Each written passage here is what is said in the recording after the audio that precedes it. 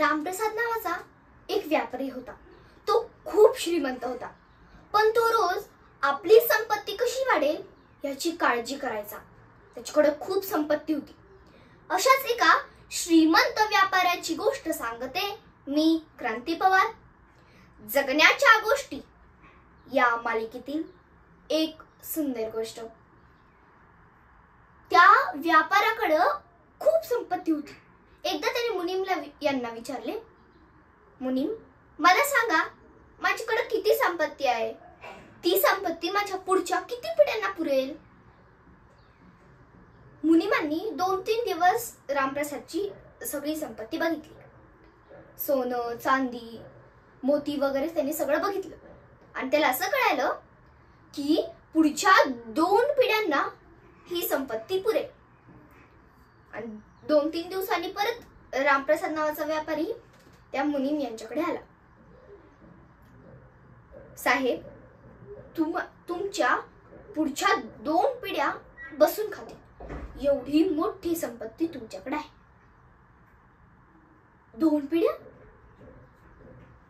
आता रामप्रसादला प्रश्न पडणारच, 2 पिढ्या?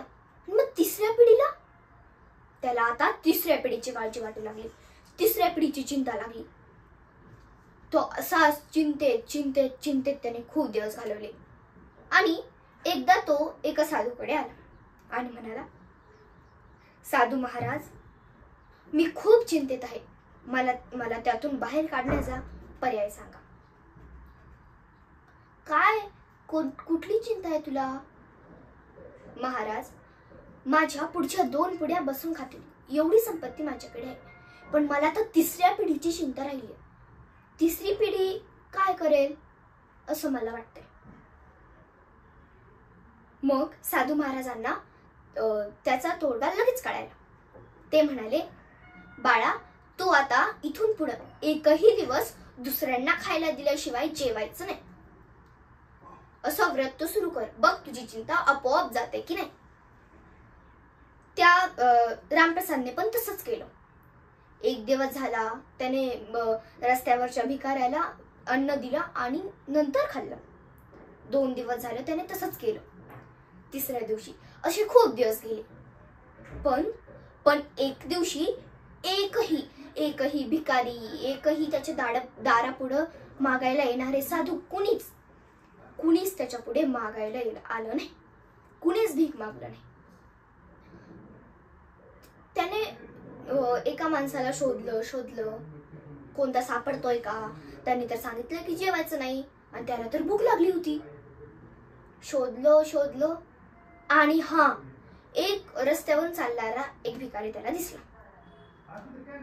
ओ थांबा, असं म्हणत रामप्रसाद तिथे जवळ गेला।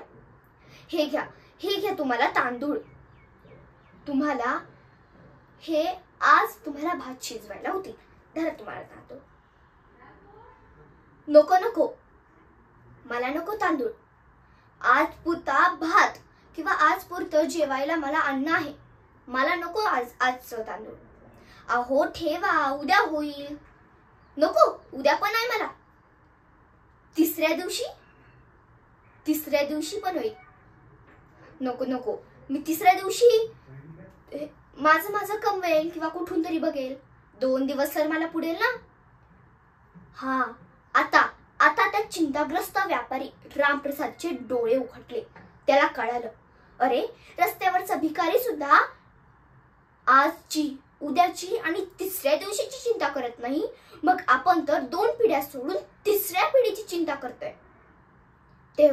तेव्हा रामप्रसाद याला कळालं आणि त्याला शांती प्राप्त झाली। त्याचं मन अगदी शांत झालं, कारण त्याची चिंता आता गेली होती। आता त्याने 3ऱ्या पिढीची चिंता करायची सोडूनच दिली।